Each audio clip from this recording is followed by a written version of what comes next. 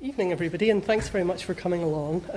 Welcome to Longmore House, if you haven't been before, in the Year of History, Heritage and Archaeology. My name's Alice Lyle, and I'm part of the Archaeology and World Heritage team. I'm just going to start out with some housekeeping to get it out of the way. As you probably already know, the loos are out in the corridor. Ladies is to the left, the gentlemen's is to the right, and the accessible toilet is a little further on at reception where you came into the building. We don't have a fire drill planned this evening, so if the fire alarm does go off, we need to leave the building. We can either leave through reception where we came in or through the cafe, and the assembly point is on the other side of the road next to the map library. In the unlikely event that we do have to cross the road, please use the crossings at the end, because there's no point leaving during a fire alarm and then rushing into the road outside. The other note for this evening is that, as with all of the previous lectures, there is the audience in the room, but we'll also be streaming everything live on Facebook Live, so there will be a larger audience available as well. So later on, when we take a Q&A session at the end, a mic will come around. Please wait for the mic so that the audience who aren't in the room can also hear the questions. So the reason for this lecture series is that we're celebrating the Year of History, Heritage and Archaeology 2017. So Historic Environment in Scotland decided we would present a series of lectures telling Scotland's story from the deepest past to the present day and drawing on the expertise that we have in-house. The purpose is to share and celebrate the wealth of knowledge that we have within the organisation and to give people a chance to learn about the archaeology and history of Scotland. And the speakers tonight are going to provide you with an introduction to the age of kings and castles, to give an insight into what ignites their passion for their subject area and a flavour of the kinds of work, or rather the many different kinds of work that Historic Environment Scotland undertakes. So we have 3 speakers tonight, so 3 shorter talks. I'll tell you just in brief who the speakers are, and then I will do a proper introduction to each one before their talk. We'll have Dr Piers Dixon speaking on King David's City, the Lost Castle and Burgh of Roxburgh, Roger Curtis, How to Build a Castle, and Laura Brown, The Rise and Fall of Mary, Queen of Scots. Questions we're going to hold to the end, and all 3 speakers will come up to the front so we can have a Q&A together, and perhaps it will be more of a conversation. So, without further ado, the first speaker is Dr Piers Dixon, King David's City and the Lost Castle and Burgh of Roxburgh. Piers is the Deputy Head of Survey and Recording in the Heritage Directorate, formerly with the Royal Commission for the Ancient and Historic Monuments of Scotland, which he joined in 1989. His research interests are in medieval settlement and the landscape of Scotland, and he's previously written a popular book on the subject called Poor Labourers and Busy Husbandmen. His presentation will involve a virtual flight over Roxburgh and its castle, founded by King David as his southern capital, presenting the findings of a survey on the burgh and castle carried out between 2006 and 2009 using 3D remote sensing and ground survey data. This has revealed a wealth of new information about both the burgh and the castle, which was later held by the English Crown for about 250 years before falling to the army of James II in 1460. You have Mike. Thank you, Alice. Right, okay. Let's get started. So, first of all, I want to ask you a question. How many of you know where Roxburgh is? Hands up. Well, it's not less than half, that's not very good. Right, Roxburgh is on the River Tweed. It's near the border with England. It's next to Kelso. You'll see I've written Roxburgh on the screen. So you've got no excuse now for not knowing where we're talking about. It's called a lost borough because it's been completely abandoned. Some of that history has just been recounted to you. That's what Richard Oram, the professor on the left of history from Stirling University, is doing for Carenza Lewis. You'll notice she has no notes because she's so enthralled with the history that he's giving her. I'm not going to talk about the history today because I want to concentrate on what we've learned of the archaeology and the layout of the borough, rather than the intimate details of historical documentation. I will turn to historical documentation where it's needed to help interpret the site. So I'm not going to give you any more on that score. We did a resurvey of the site in 2006, partly because of the work of Time Team. I take it some of you might have seen Time Team. That's 2, 3. Did you see the one about Roxburgh? Because if you did, maybe I'll just leave it and go home. So, okay, but the Time Team dug trenches in the site. They actually got scheduled monument consent from this place to dig 3 or 4 trenches And they revealed some useful information, which we'll see a little bit about later. But that triggered a renewed interest in the site. And our organisation, the Royal Commission on Ancient Historical Monuments, decided to do a resurvey using modern techniques. So really, that's the focus of my talk. It's what we've learned by doing this new survey and how that relates to other information that we have access to. And we set out with the idea of creating a plan of the two sites, the castle and the burgh, and you'll see how well we've achieved that and what new information we've learnt. So moving on, that is the site. It occupies the peninsula between the two rivers, between the Tweed on the left and the Teviot on the right. The castle is down at the bottom. I hope you can see that. It sits on a great glacial lump alongside the river, dominating the narrow neck of land between the two rivers. But you'll notice the site is very flat.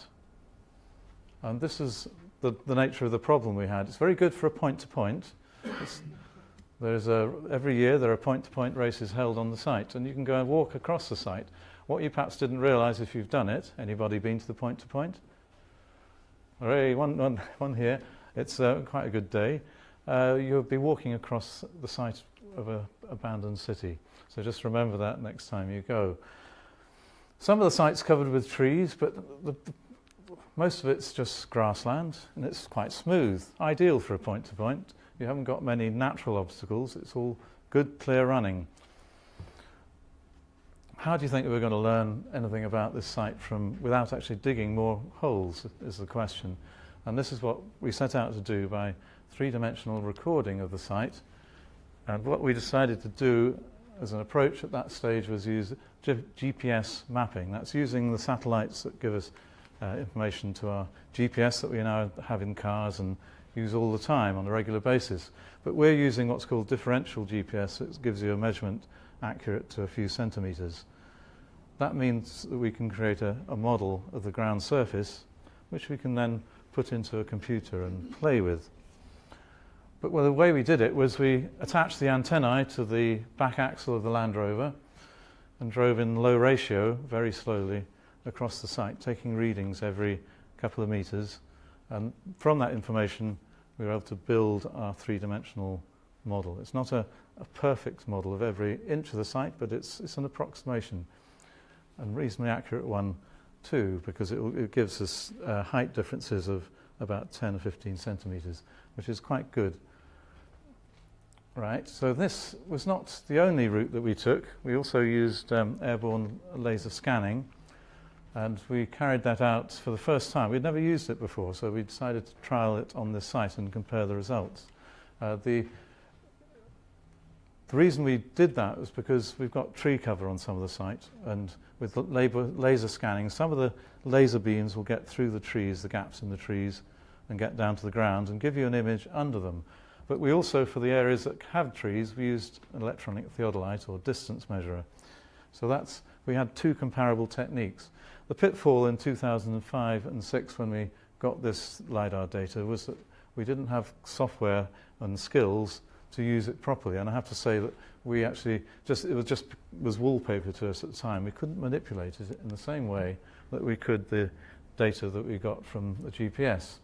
So today I wouldn't have bothered with the GPS. I'd have used the LiDAR, but that's the way technology develops. But what we're able to do from this image here, from the three-dimensional image, is we can turn it around and view it from any direction. We can view the light from any direction we like, so it will reveal things that you can't see with normal daylight. And it shows a number of things that we hadn't seen before. For example, these cultivation ridges on this side of the site. There are actually two directions of cultivation ridge, both a east-west, if you like, and a north-south. There are ridges on the sites that were unexplained when we did this. I hope you can see them at the back. They're quite subtle. This one here. These are cambered ridges, very like the surface of a road. There are also other features that are maybe due to walls, such as here and here, but also this great big ditch feature cutting across the whole peninsula. Now that was dismissed by people a generation ago as being a natural feature. But it cuts against the grain of the ground. This ridge here is a glacial ridge of gravel. The river terraces run alongside the river. All the directions of the natural geology are east and west. So this cuts against it. So we are convinced that this is a man-made object. So we are beginning to build up a whole number of interpretive steps to understanding this site. We also have terraces here, and we interpreted these as flat areas on which you could put a building. This was not actually a great surprise to me, because we'll see why in a minute. But this wasn't the only data that became available. You can see the castle site up there. We'll look at more detail at that later. One of the aids to interpretation is to get hold of old maps. And this is a rather nice plan of 1736. Was done for the Duke of Roxburgh, as he then was, to depict his estate of the Friars. This was his mansion. It's called the Friars because he built it on the site of the Greyfriars convent that's situated on the site there. But what you'll see is there are features here, some of which coincide with those on the terrain model that we did. The ridge and furrow here coincides with the ridge and furrow that we got from learnt about from the terrain model. Indeed, we could things that were quite subtle and we didn't see had actually been previously mapped. This is excellent. You also see tree cover on the hilly bits. In other words, the castle was completely covered with trees, and Cay Bray, which is this area here. Those are where there are the last stands of trees still on the site. The ditch feature, interestingly, does coincide with this row of trees, but the trees don't go all the way across. So the ditch isn't to do with the construction of that feature. So that's the kind of interpretation one can do. But the other thing that we benefited from was a very dry summer. The last very dry summer we had, 2006. In that year, it was so dry that crop marks turned up on the site. And suddenly we had another view of what's under the ground without having to do any more excavation. And what it revealed was roadways marked by ditches, the sites of buildings where parch marks formed rectangles in the ground, sites of all these pits here, which would be rubbish pits. The fact that there are not many rubbish pits along the front of the street here is because that's where the buildings were. We've also got lines of pits here, which may be to do with some construction as well. This is something to be explored. So this, together with the topographic data from the 3D model, gave us new insights into understanding of the site. We also had the time team excavations. They had used the previous dry summer of 1984, which was just as dry, which also produced crop marks but hadn't been mapped. But those were used by the time team to locate likely places to dig, and this is what they did. They dug 5 trenches. This is 4 of them. It revealed remains of the great ditch here, and you can see it and see the depth of it. You can see the ramparts in orange. You can see here this trench was designed to try and find the roadway. They found one of the ditches alongside the roadway. They found traces of stone footings of buildings. That's here. And then they were looking for the church of St James. They didn't find the church, but they found where burials were. So it was a very successful excavation, but it also has given us great confidence in the interpretation of the site. So we feel now that we can put together a plan of the layout of the borough and the main streets. We have documentation as well from the medieval period. 3 streets were identified: King Street, Market Street and Senedd Gate. Unfortunately, we can't really say where Senedd Gate is, but the other 2 streets are described, in the case of Market Street, as a north-south street in medieval documents, and King Street as an east-west street. So I don't think I'll give you any prizes to working out which those are likely to be. There's up here and down this way. Where the marketplace was is presumably somewhere on Market Street. It could be here where this gap is and these curious lines of pits are, or it could be up here where King Street and Market Street met. We know in 1377 that the Earl of Dunbar invaded the town and killed everybody in the marketplace, and he came across the Tweed to do that. So it's quite likely that the market was at this end of Market Street. It seems the obvious place at the end of King Street to have it. So that is our current understanding of the layout of the borough. There are other things that we'd like to learn and will do in due course, but I'm going to move on, talk about the castle for the last half of my talk. You can see the size of that. Compared with the borough, this is upstanding, 100 feet high. This is big. It's got a huge ditch cut into through the natural gravel ridge. It's was modelled beautifully by the GPS work that we did. This was a drawing that we've created by taking the model, and on the computer we created lines, drawn lines, which we then took out as a plan onto site and then made into an interpretive drawing using these hashes, as we call them. These are the little lines here, dashed lines, fatter at the top and the bottom. What we're doing is picking out where there are changes in slope that tell us that you've got either where walls have been grown over or ditches have been cut out. From that, we were able to start interpreting the detail of the features. So we've learnt that there are at least 3 lines of wall on the southwest end of the castle. That was certainly news to me.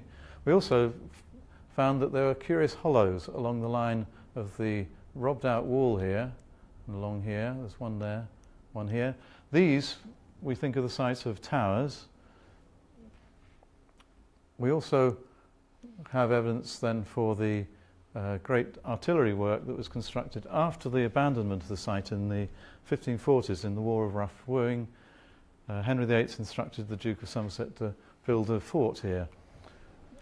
He built this great work here, and there's a description of him doing so.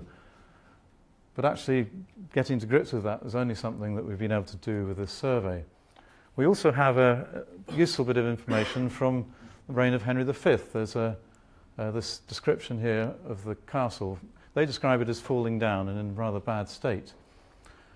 But it mentions certain things that we can find on the ground. It refers to 2 posterns on Teviot side. This is Teviot side. There are gaps in the wall where there are posterns. We'll have a look at that in a moment. There's a round tower towards Teviot side. Well, the only tower we could find on the Teviot side was this one. And you'll see that that is indeed a round tower. The round tower was thought to have been the product of work in the 14th century by John Lewin in the 1370s when they did a refortification of parts of the castle. So we have documentation that goes with that. We also know that they used iron gates in the castle to defend all the openings, the posterns and the main gate. So what I want to do now is just have a quick recce through some of those features, and then we'll look at the artillery fort. 5 minutes, thank you. So we won't hang around. Okay, you can see that's the robber trench sort of thing, subtle thing that you pick up on the site. This is where one of the iron gates was. It's got a wear mark cut into the wall there, where the gate has been opened and shut over a period of time.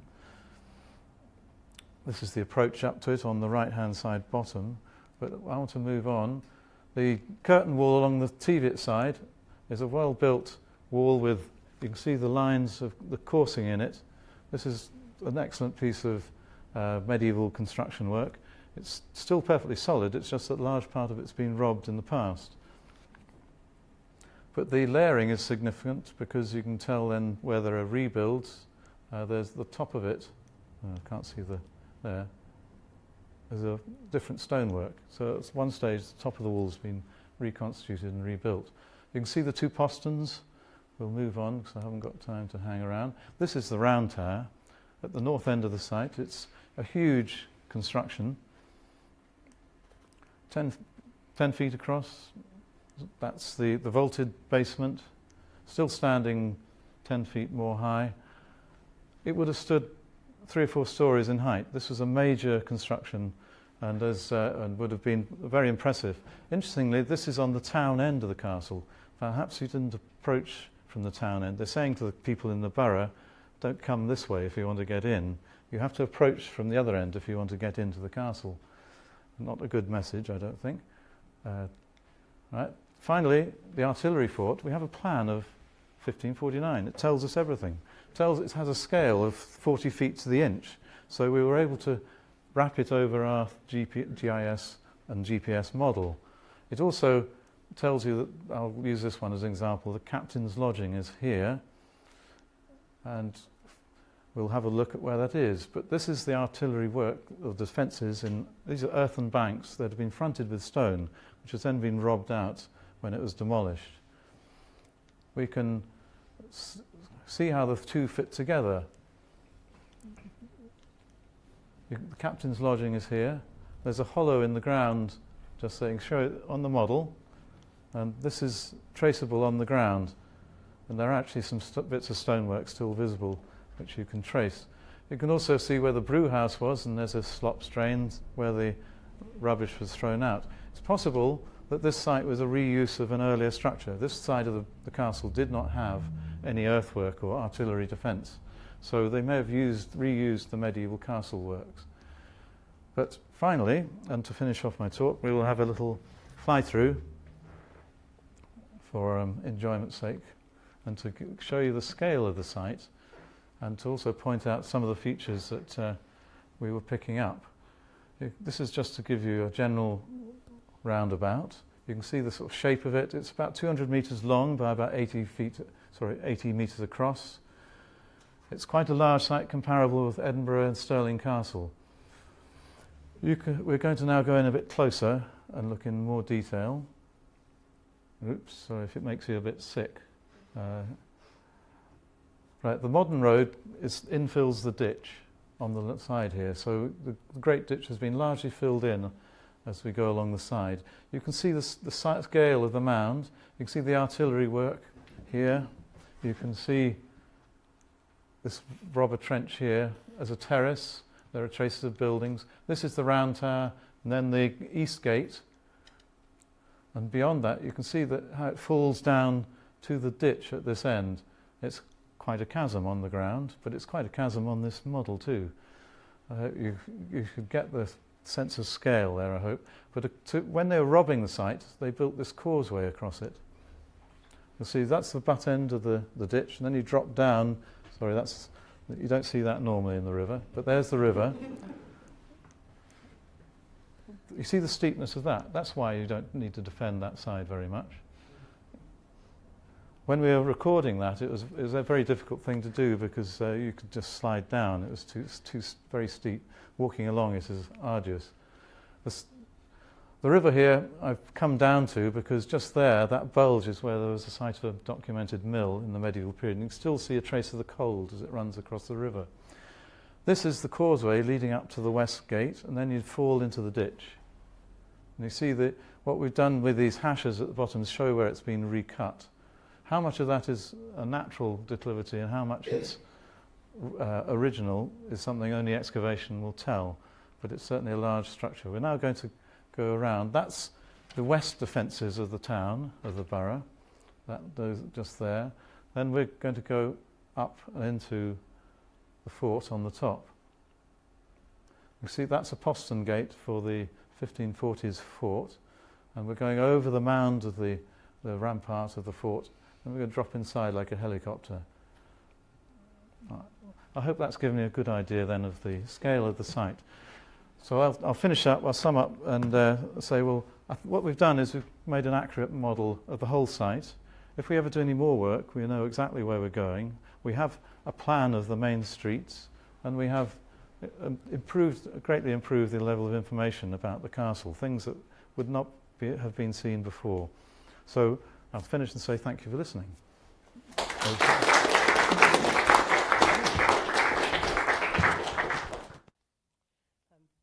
While some miking up is taking place, I'll say thank you very much to Piers and introduce our next speaker.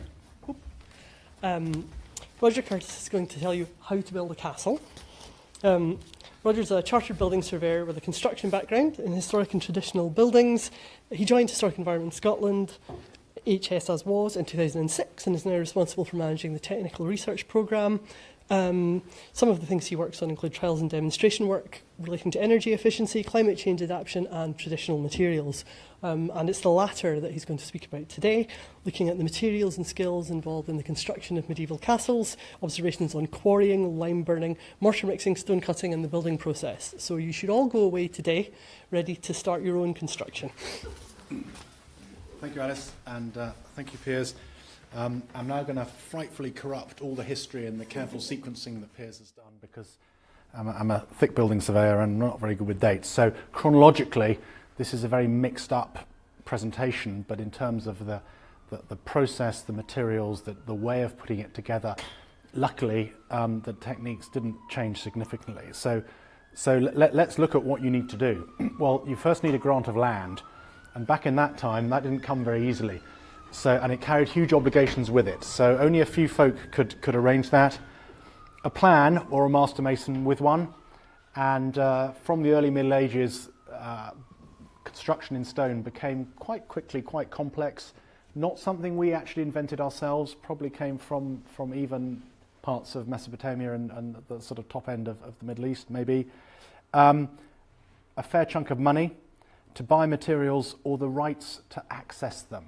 And a lot of early records refer to people's rights to access certain materials for various things. Aggregates, gravel, timber specifically. Think of the other things, stone and lime and everything like that. So it's not just whether you could pay for a cartload of stone, it's who had the right to get that stone from somewhere. Because all the time, things were perhaps a lot more controlled than we may have realised. Labour for endless miscellaneous tasks. And providing food for the lots of people was a food-consuming task in itself. So just think a lot of people living and sleeping in places, and a respectable amount of time. I think if you're in a real hurry, you're probably talking certainly a couple of years, even with your masons working in the winter, which we know certainly in parts of England and Wales they did, and we've actually done a few trials of winter working with mortars. Just to go back briefly, for no particular reason, I've settled on this little gateway here as perhaps something to get your heads around as to how things might look and to join it with modern, or rather with traditional masonry practice. And to some extent, to get you into the visual zone of what we're talking about, this was a royal castle. This was a very, very big deal. This was quite close to being a capital of southern Scotland, maybe. So this wasn't cheap, small work. So I'm just going to adjust that. And presence and display was very much part of it. Please note it's white and it was painted, so sort of Hollywood, sort of grey, crumbly stuff. Can you sort of, maybe not. This is actually Stirling Castle, it's a reconstruction.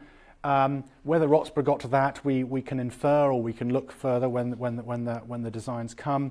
But a fairly standard layout of, there's a gateway, tower these aside, and then Piers talked about removed towers, so just think of quite a lot of that.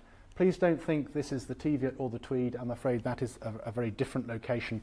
Although historically Scotland water levels did differ, and there are many, many historic sites and castles where ships could get to then that they can't get to now. Roxburgh was probably never in that case, but I kind of love the image anyway, so you've got it. Getty Images do an open an image thing, and they've got a few really nice illustrated ones with no awkwardness on manuscript. Now, this is the real massacring of history. This is a sketch I did last week, having spoken to Piers on this topic in February. So I've managed to corrupt quite a lot of information, but broadly it's giving you a feel. There's the towery thing we're talking about. We're missing the towers that Piers mentioned.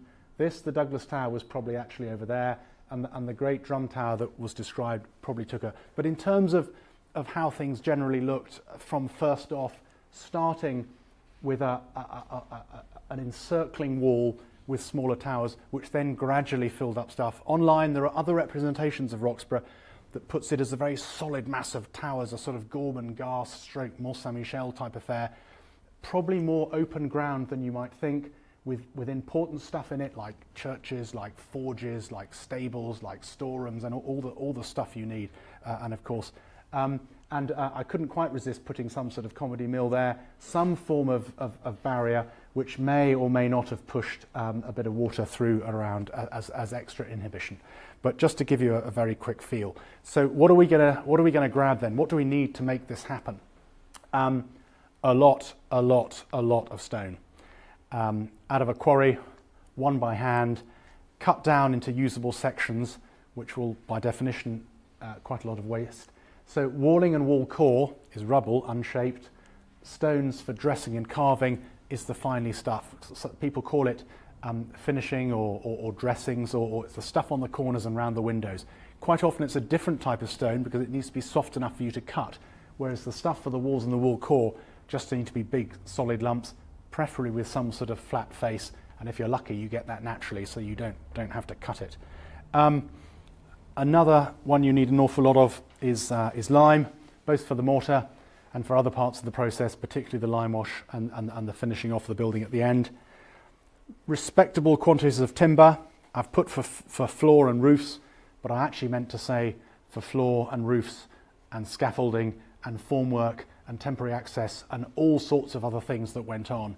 And they probably would have carried around a stock of that for the scaffolding, which went into putt logs up the side. So you didn't have a double-sided scaffold as we do now. You had a single side, and it went into little rectangular holes that you'll start to look for when you look at these elevations. And I understand that these were filled with a softer material, possibly clay, and then that was lime washed over, but you could very easily chip them out again when you needed to get back up there. Metal, wrought iron. Remember, there wasn't a huge amount. Cast iron was just really sort of coming in there, but an awful lot for crooks and bands, and Piers mentioned gates, and sometimes in Scotland we call them yetts, iron yetts. Beautiful pieces of work. I haven't been able to find a terribly good picture. And glass and lead for windows, because by that stage, if you could afford it, you could probably get a little bit of that in. And certainly the chapel, and we know there was some form of church or chapel on the site, would have had some degree of glazing. Whether it was coloured or what remains to be seen. So what does a quarry look like? This is actually a quarry in China, but operated very much by hand. There are some basic tools, but they're making holes into which they can put wedges, they can smash the wedges, and they break out block that comes off like this. And I've deliberately chosen an image from another part of the world because we can't do that here anymore. It's much more mechanised, it's much more automated. But that's kind of what we're looking at. Taking natural beds of stone, that's a natural stone bed, flaking it off from the stone, and the bigger bit you can get, the better, and then you move it and you cut it into the pieces you actually need. How do you join that stone together? Well, that is a component of the mortar, and for a castle that almost would have been a lime-based mortar. More humble buildings or more standard buildings might well have, in that part of Scotland, had a clay-rich earth as part of the wall core, with lime only for the outside. And what makes lime expensive is because you have to put it in a lime kiln and you have to cook it for probably a couple of days. And that's what this is. This is nothing to do with a castle or a secret passage down to somewhere. This is a lime kiln, and they're all over Scotland, and a lot of these were working possibly up until the 30s. And the thing that killed the Scottish lime industry, bizarrely, was the blackout, because they had to shut them down because the glowing thing at the top was going to be a target for planes and stuff. So that's oddly enough what killed lime at a stroke, just literally overnight. So you heat it and you cook it, and it looks a bit like this. And then you tip it out and you shake it. This is a demonstration. You get white hard rocks. Then you slake it, you add water. And this is a little trough we did for a pilot piece of work in Dunbar. And that's probably exactly what they did. And it looks a bit slow. It looks a bit sort of handy and a fiddle. It's not. If you've got the right people there, you can rattle mortar out really quite quickly. And it's great fun. It's lovely to work with. Don't drink it or rub it in your eyes. But actually, if you're sensible, it is perfectly safe. It's a hazardous material, just like cement is. They're both hazardous, not dangerous. So just remember that in case it looks a bit like that. Notice it's quite stiff. You can pile it quite high.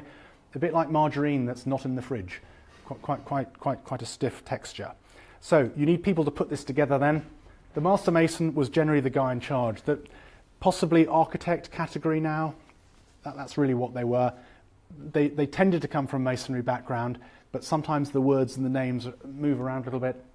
Stonemasons for cutting and stonemasons from building, and they are kind of different disciplines. And even today, you have banker masons who cut shapes, and you have builder masons who make walls, and they don't always do the same thing. You need to just know what you get.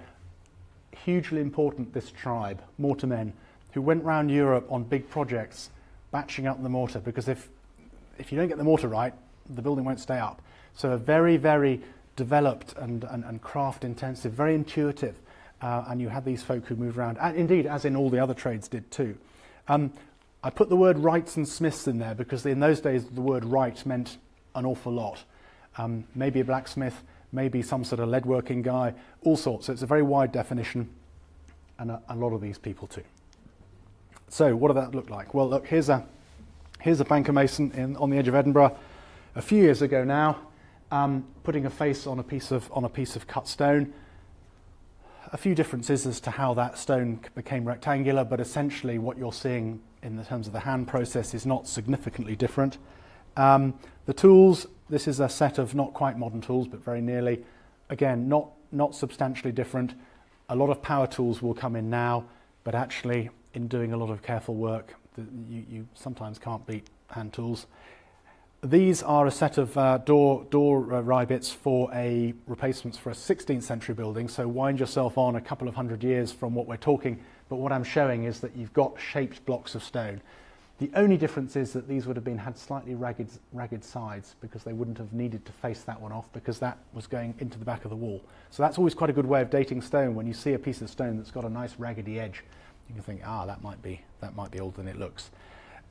And how do they put it together? How do we know what actually happened? Well, in fact, we know an awful lot.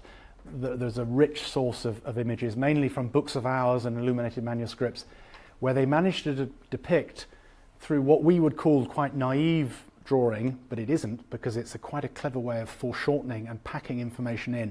And look at what's going on. You've got the mason cutting the stone, you've got folk carrying stone, slightly bizarrely up a ladder, you've got a guy carrying a hod of mortar, and he's even got a little pad to stop his shoulders getting sore. You've got the stuff coming up by a winch, operated by that, and he's having his breakfast at the same time.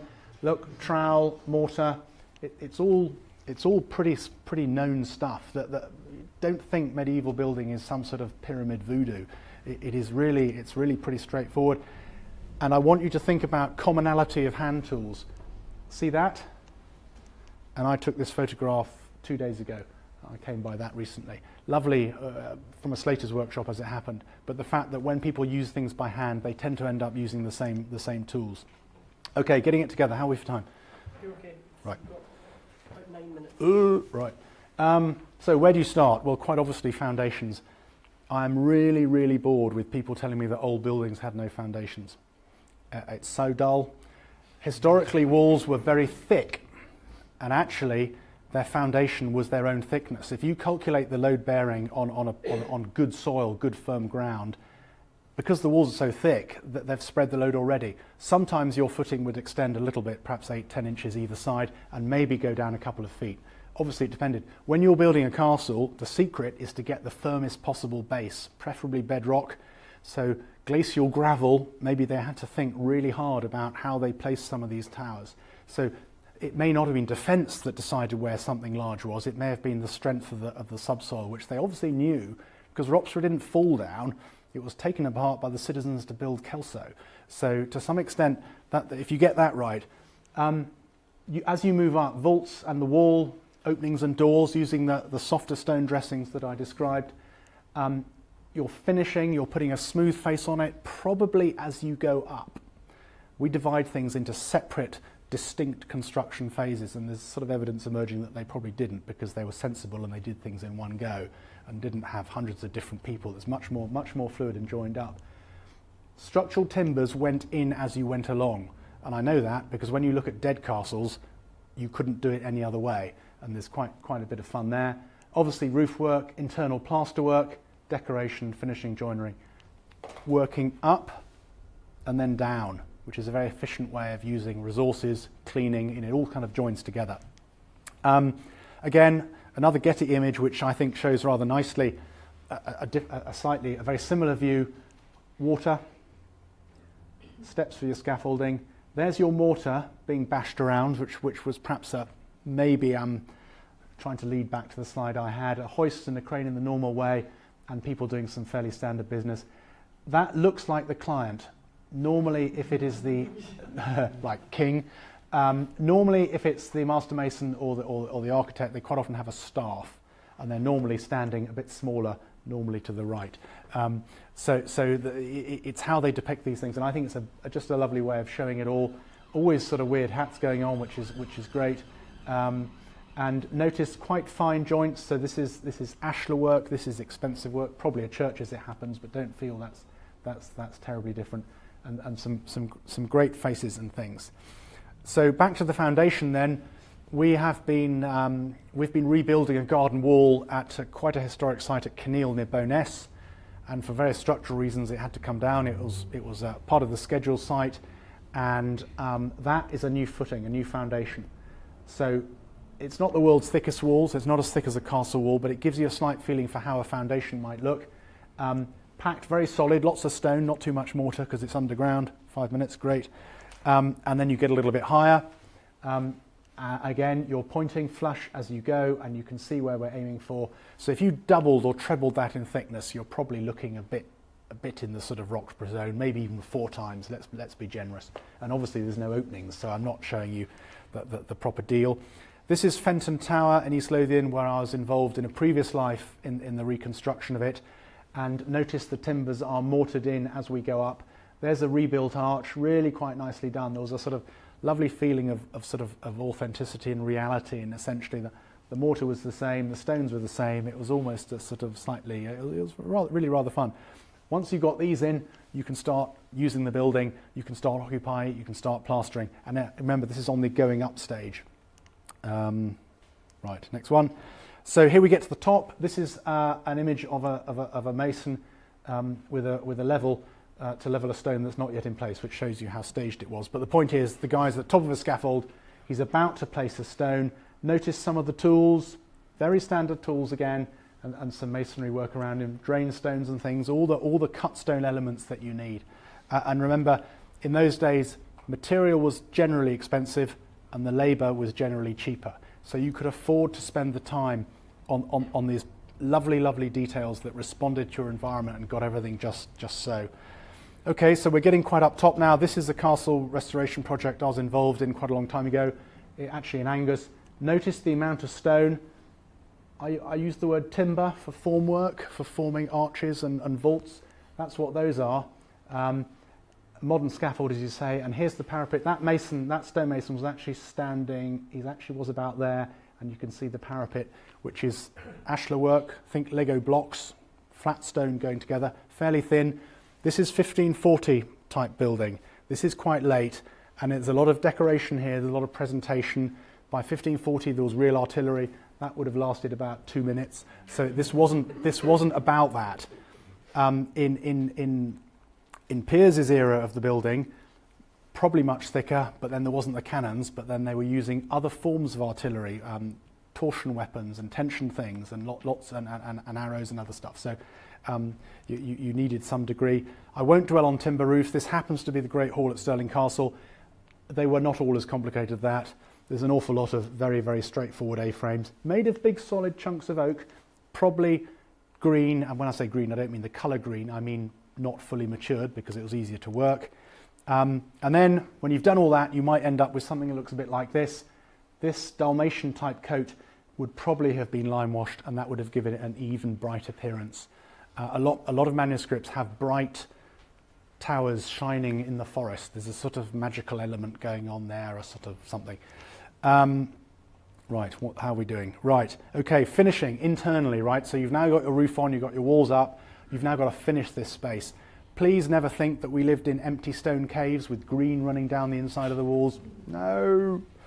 Finely done work, nicely done work. Again, this is actually 16th century pattern styling, and again, I'm 200 years too late, but probably the detailing is not dissimilar.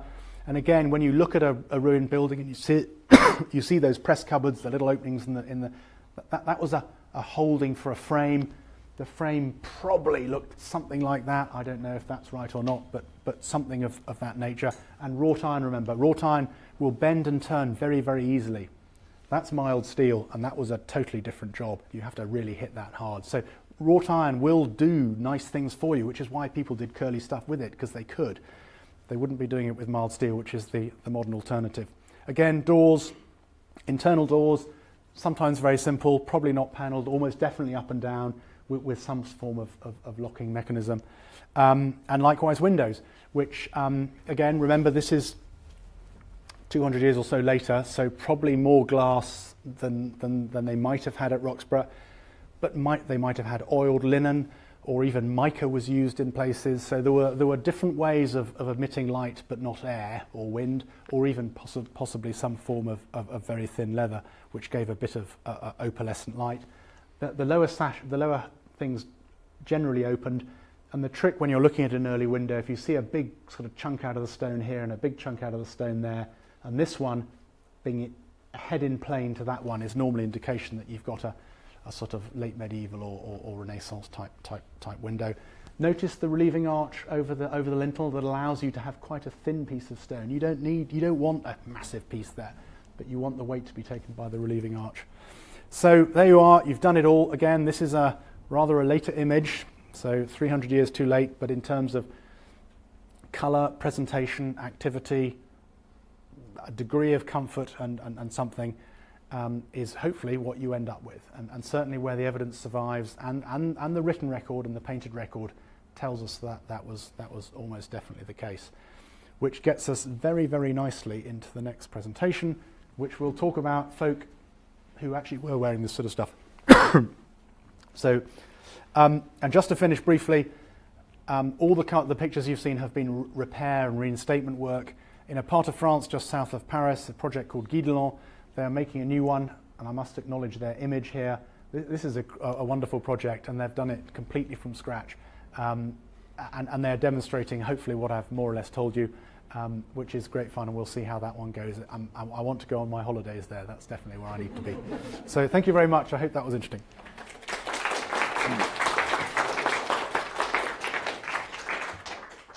Who's going to speak about the rise and fall of Mary, Queen of Scots. Laura works in the membership team and is fascinated by Scottish history, but in particular the medieval and Renaissance periods.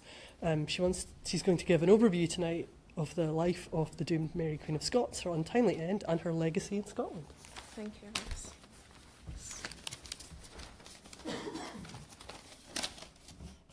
Okay. Mary, Queen of Scots is one of the most recognisable figures of Scottish history. It's almost impossible to remain neutral when you hear her life story. However, tonight I'll try and do that and give you an overview of her life. So hopefully you'll leave here with a bit more knowledge and understanding of Scotland's most famous queen. Mary was born on the 8th of December 1542 at Linlithgow Palace, which I've pictured here. Lovely winter 2010, people walking across the loch, as you can see. Her parents were King James V and Queen Marie de Guise. She was their only surviving child. King James's forces had just been defeated at the Battle of Solway Moss and had taken to his bed in Falkland Palace, where he received the news that his wife had given birth to a daughter. According to legend, he said, "It cam well, lass, it'll gang well, lass." The idea was that the Stuarts came to power in the Scottish throne by marrying Robert the Bruce's daughter. It was thought that if Mary married, it would mean the Stuart line would end. James died shortly afterwards, aged 30. His daughter was now the Queen of Scots at 6 days old. This handsome chap is Mary's great uncle, Henry VIII of England. He saw a chance to unite Scotland and England by having his son Prince Edward marry the infant Queen.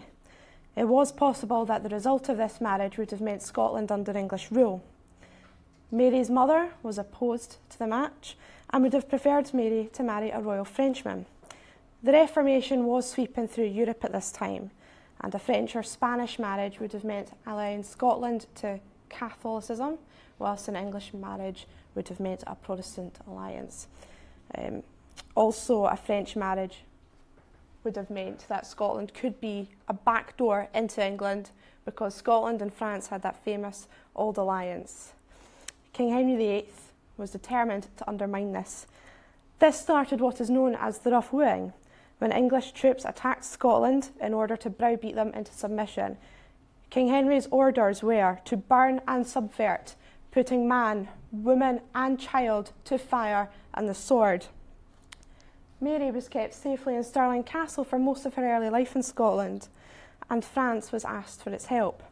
King Henry II of France offered his son, the Dauphin Francis, in marriage to Mary, and this proposal was accepted.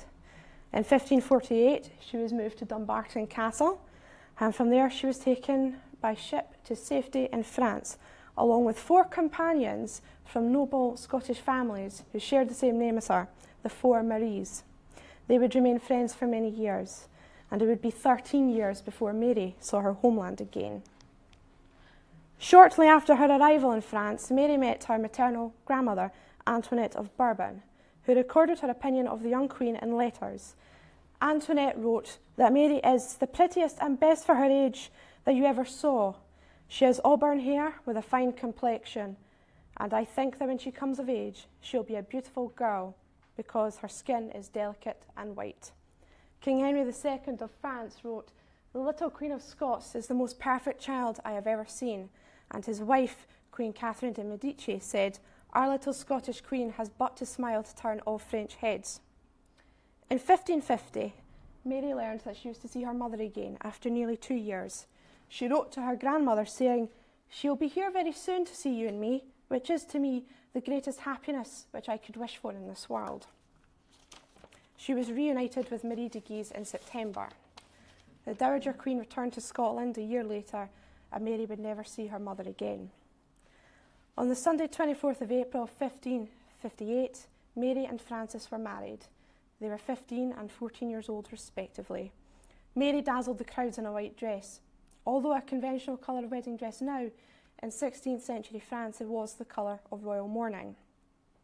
A few weeks before the wedding, Mary had signed an agreement that shows Henry II's dynastic ambitions.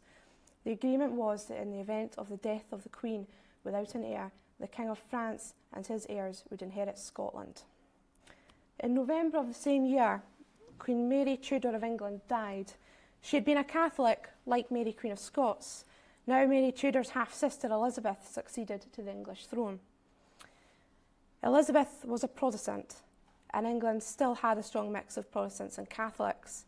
Catholics believed that Elizabeth's parents were never married because Henry had never been divorced from his first wife in the eyes of the Catholic Church. This is where Mary Queen of Scots comes in as a viable candidate for the English throne. Mary was not only granddaughter of King Henry VII through his daughter Margaret, but she was unquestionably legitimate, a queen already in her own right, destined to be the Queen of France, and she was Catholic. Mary herself would remind Elizabeth of their common ancestry by telling the English ambassador, Thomas Randolph, "I am the nearest kinswoman she hath, being both of us of one house and stock, the Queen, my good sister, coming of the brother, and I of the sister." After Elizabeth's accession to the throne, the heraldic arms of England began appearing on Mary's furniture.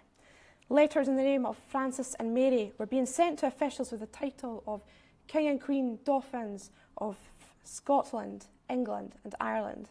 It was to be the beginning of Mary's uneasy relationship with her cousin. The following 18 months were a whirlwind of events. King Henry of France was seriously injured in a joust on the 30th of June 1559 and died 10 days later, aged 40. Francis succeeded to the throne as Francis II, with his wife Mary, now Queen of France and Scotland. Francis was crowned on the 18th of September. Mary watched his coronation as a spectator. That's Francis there. Marie de Guise died in Edinburgh on the 11th of June 1560. When Mary learned of her mother's death, she was devastated. Later that year in November, Francis complained of dizziness and a buzzing sound in his ear. He collapsed one Sunday in church, suffered a number of seizures, and became bedridden. Mary and Catherine de' Medici nursed Francis together, but to no avail. On the 5th of December, Francis died. Mary had become a widow just days before her 18th birthday. She retreated into mourning for 40 days and saw very little people during that time. Francis was succeeded by his 10-year-old brother, Charles IX, and Catherine was appointed as his regent. Mary was now just a dowager queen in France, with no real power. However, she was still queen in her own right, and it was now on Scotland that Mary set her sights.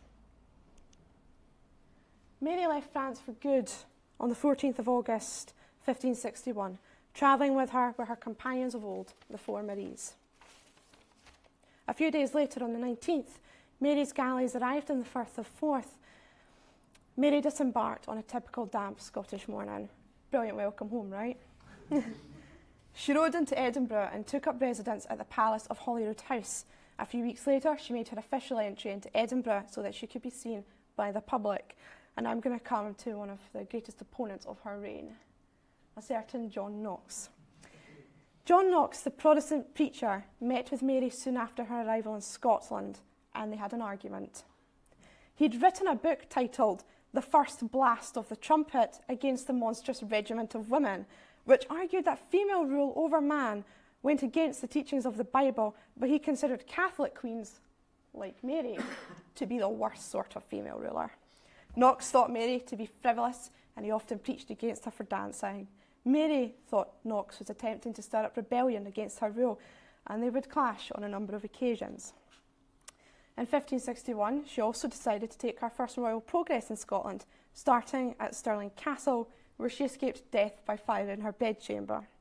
The following year, she travelled to Glamis and Edzell before going on to Aberdeen.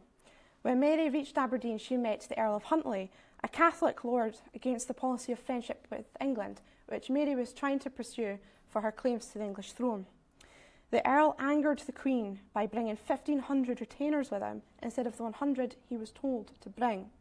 When Mary reached Inverness, she found the captain of the castle barred her entry, apparently on the orders of the Earl of Huntly. You don't refuse a queen. The following day she returned with a force of men, took the castle and hung the captain from the battlements. Huntly had also sent 1,000 men, along with his son Sir John Gordon, to capture Mary on her way back to Aberdeen, but their kidnap attempt failed when Mary appeared with 3,000 men. Mary demanded Huntly's arrest and declared him an outlaw. She sent an army after him. His son Sir John was captured and executed in Aberdeen. The Earl of Huntly was caught, but suffered a massive stroke and died while still sitting on his horse. However, the Queen wasn't deterred in her quest for justice. His embalmed corpse would later be put on trial for treason and found guilty. Mary now turned her mind to marriage. At first, there were suggestions of her marrying the King of Spain's son, Don Carlos. There was also the potential of an archduke. Elizabeth I was unhappy at the idea of Mary marrying a foreign prince, again in case it turned Scotland into a backdoor for England. Elizabeth preferred the idea of Mary marrying an English nobleman, even going so far as to suggest her personal favourite, Lord Robert Dudley. Mary was disgusted by this, believing herself to be better than marrying an English subject too far below her station.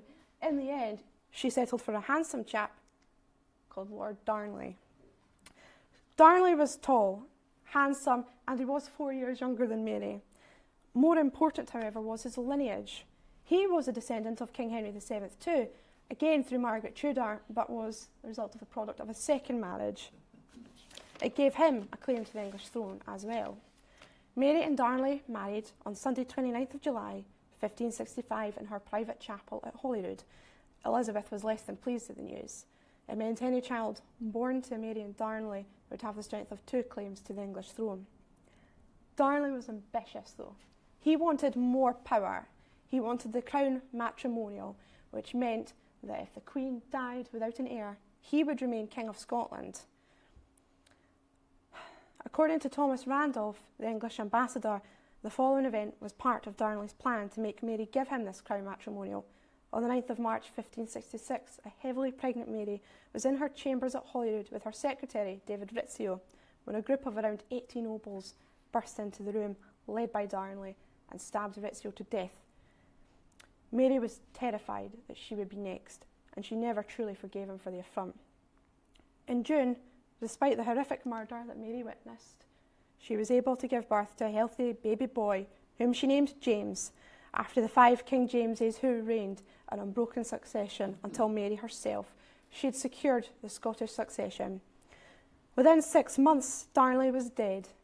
Even now, we don't really know who was responsible, and it's unlikely we ever will. Darnley had been staying at a house called Kirk of Fields, just outside the city wall of Edinburgh. It was blown up with gunpowder, and Darnley was found in the garden, apparently strangled. Mary was stunned by the news, writing to her ambassador in Paris, The matter is horrible and so strange as we believe the like has never been seen before in any country.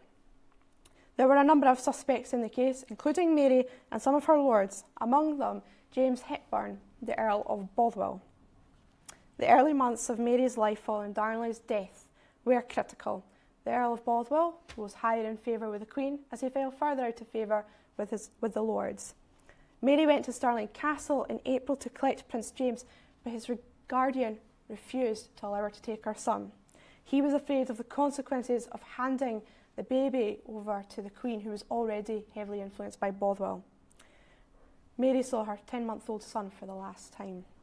That night she stayed at Linlithgow Palace, at the place of her birth, and the following day, on her way back to Edinburgh, she was kidnapped by Bothwell. Though some historians would argue she was complicit in this, and she was taken to Dunbar. Bothwell was officially divorced from his wife as of the 3rd of May, after just over a year of marriage. And on the 15th, he and Mary married in a Protestant ceremony, which rather undermines her claims of being a good Catholic queen. Darnley had been dead for less than 4 months. The third marriage sealed Mary's fate in Scotland. Her new husband was one of the suspects in the murder of her last husband. She rapidly lost support from her lords and her people. After a standoff at Carbery, near Musselburgh, she was taken to Lochleven Castle, where she was forced to abdicate the throne to her infant son, James, now King James VI, and she would also suffer a miscarriage there. Bothwell escaped the country, but fate caught up with him. He travelled to burgh in Norway, where he came across a girl whom he'd previously promised to marry. What are the chances, eh? She sued him. He was arrested on the orders of the King of Denmark and Norway, who saw a chance to take Orkney and Shetland from Scotland. Bothwell remained in prison until his death in 1578. Nearly a year after being taken, Mary managed to escape from Lochleven with the help of a page and George Douglas, the younger brother of the Laird of Lochleven. She left Mary Seton, one of her 4 Maries, behind her in disguise, and she wore Mary Seton's clothes to escape. After crossing the loch in a boat, George Douglas met her with horses. They rode through Fife, crossed the Forth at North Queensferry, and went on to Niddry, one of the residences of Lord Seton. She began preparing for a battle in an attempt to regain the throne and defeat her half-brother, the Earl of Moray, who was, by now, the regent. Mary was heading for the security of Dumbarton Castle. I've got a bit far there. Oh well, never mind. She was heading for the security of Dumbarton Castle in hope of enlisting military assistance from France when her forces were ambushed at Langside near Glasgow. Although Mary's numbers outnumbered Moray's, it was Moray who carried the day. Mary realised that she'd be taken prisoner again, and she wasn't having any of it. So she fled on to Dundrennan Abbey, which you see here. She wrote to Elizabeth from Dundrennan, begging her for aid and to be allowed to come to England, but she was so scared of being captured, she didn't wait for a reply. She crossed the Solway and into England on the 16th of May. She was taken as a guest to Carlisle, but it eventually became apparent she wasn't going to be allowed to move about. Elizabeth's ministers were afraid that the arrival of the tragic Scottish Queen would precipitate a rebellion in the north of England, which was still mainly Catholic, and supported the idea of a legitimate Catholic Queen rather than the Protestant Elizabeth. It's hard to imagine that at this point, when Mary entered her final phase of captivity, she was only 25. Over the next 19 years, she'd become a figurehead for English Catholics to rally round. She was accused of being involved in plots to kill Elizabeth so that she could replace her as Queen of England. I won't go into these because they're worth a lecture by themselves. Mary was tried for treason and found guilty. She was sentenced to death. Elizabeth secretly wrote to Mary's custodian, Amias Paulet, asking him to murder Mary quietly, and he refused. He said it would be a shipwreck of his conscience. Mary spent her final night, the 7th of February, 1587, praying and writing letters of farewell. Her last letter was to her former brother-in-law, Henry III of France. Royal brother, having by God's will, for my sins, I think, thrown myself into the power of the Queen, my cousin, at whose hands I have suffered much for almost 20 years. I have finally been condemned to death by her and her estates. I am to be executed like a criminal at 8 in the morning. She begged him to pray for her. The following morning, Mary, Queen of Scots, entered the room where she'd be executed. She told her friends and servants to rejoice rather than weep, for that the end of Mary Stuart's troubles is now come. Tell my friends that I die a true woman to my religion, and like a true Scottish woman and a true French woman. She was disrobed. Her black garments were removed, revealing an outfit of deep red, the colour of Catholic martyrdom. She knelt down on a cushion, rested her head on the block, and said in Latin, "Into thy hands, O Lord, I commend my spirit." The axe came down, but it landed on the back of her head. A second blow cut into her neck, but a third was required to sever it completely. When the executioner lifted Mary's head, it tumbled down onto the stage, leaving him holding her wig. Her hair was short and completely grey due to years of stress as a prisoner. A final surprise was waiting for the executioner. Mary's little Skye Terrier had been hiding under her skirts, and he refused to move until he was completely soaked in blood.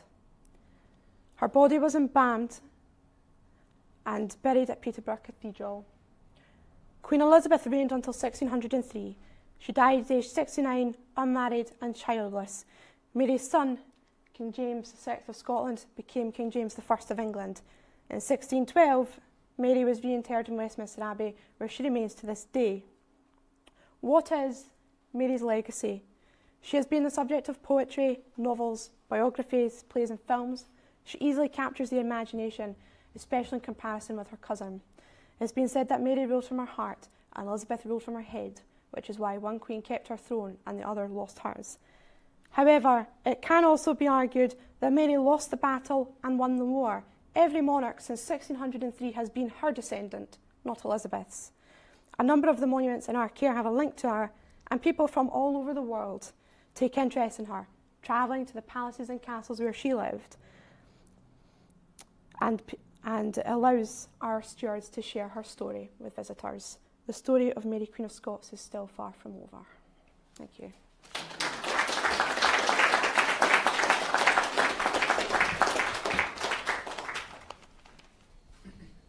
Do we have any questions to begin with? Hold on a second.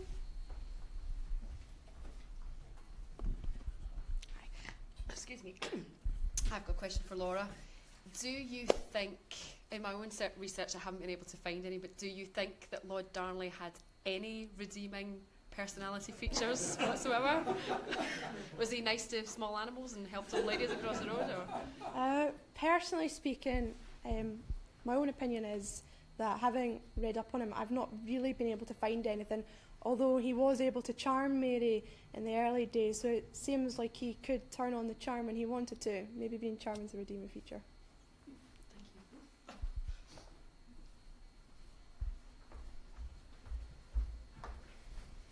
Thank you. Hi, this question's for Roger. I was just wondering on the construction side of things. I've always been fascinated by the numerous castles which seem to rise right out of the rock. Dunstafnage is one that comes to mind. And I've always thought, my goodness, it looks like the whole thing's just going to slip right off the rock. So one of the technical questions I've always been curious about is how do they actually get the castle walls, for instance, to stay on top of the sheer bedrock when they are built in such sites? There's quite a lot of sort of sculpting and levelling. So much as you do when you're quarrying, you're splitting off the rock to give you something vaguely level to sit on. And also, you can build on a jaggedy edge as long as you're stepping up from a firm thing. What you can't do is build on a soft curve, like imagine you know what Uluru looks like in central Australia. It's curved. You probably wouldn't want to do that. But also remember that at a very fine level, this is quite a coarse, grippy material. So I think probably you're okay. But what you do want to do is make sure when you're on a rough edge that it's firm stuff. And quite often that doesn't always last. Look at the side of Edinburgh Castle and you'll see the way the rock has been spalling with frost action and weather. And then if you look really carefully, you'll see bits of concrete that have been sort of put in carefully. Right, come in on that. You saw on one of my slides there was a rubber trench. You can actually see the trace, in other words, of the trench, which they cut. Which they cut to make a platform for the walls. So that's the thing that you can spot if the walls have gone.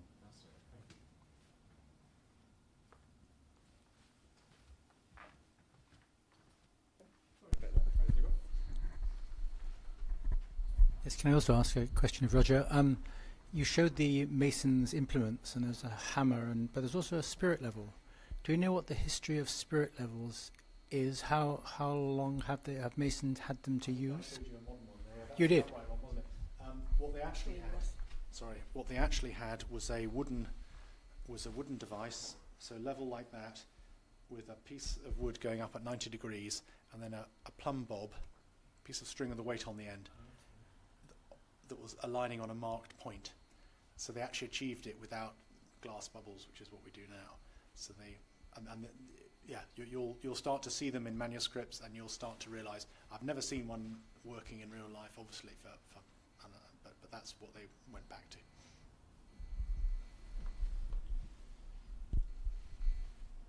Do we have any other questions in the room?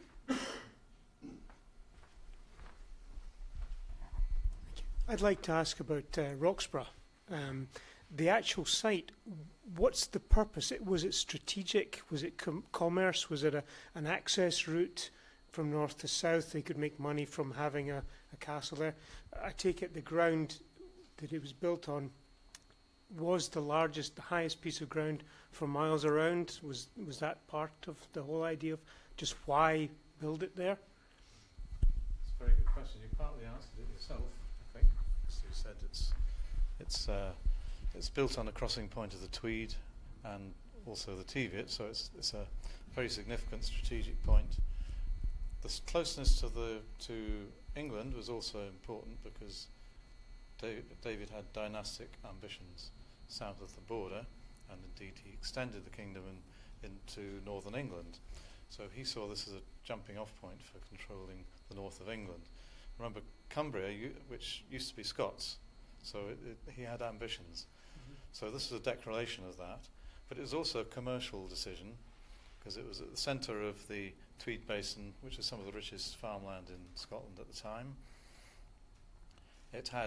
Which is of course surrounded by hills, which are productive of cattle, sheep, which were certainly being invested in at that stage. So it became a major market for both of those, and it worked with Berwick in a sort of symbiosis that all the external trade then went via Berwick to be exported abroad. So all the wool fells, the products of the animals, the wool itself, and leather, these products were going out to Berwick for export.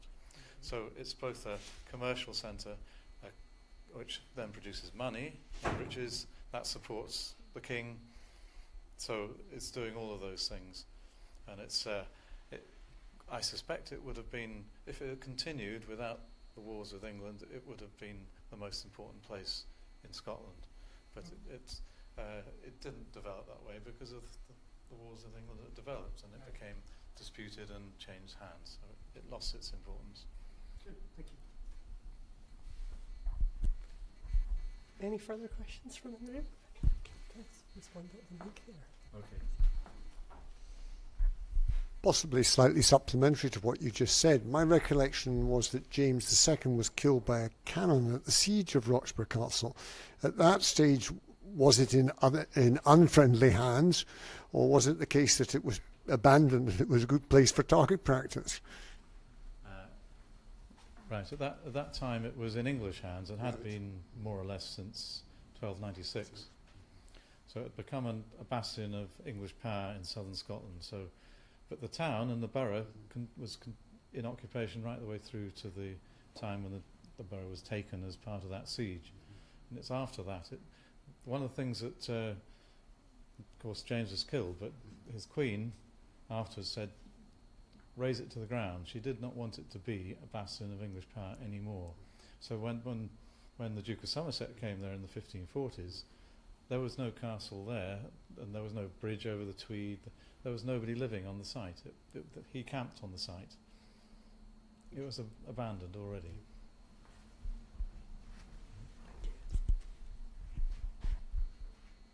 Any more questions?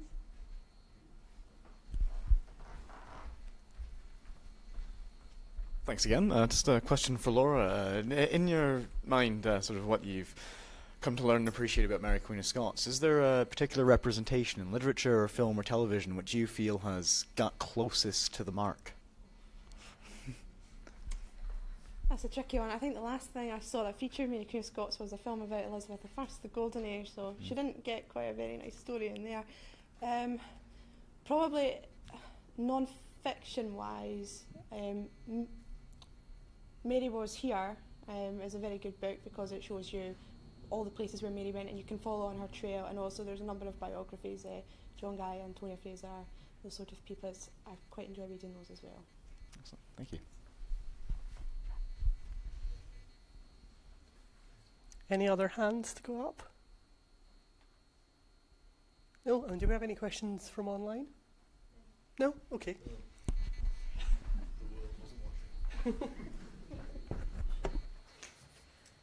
So that brings the Q&A to an end.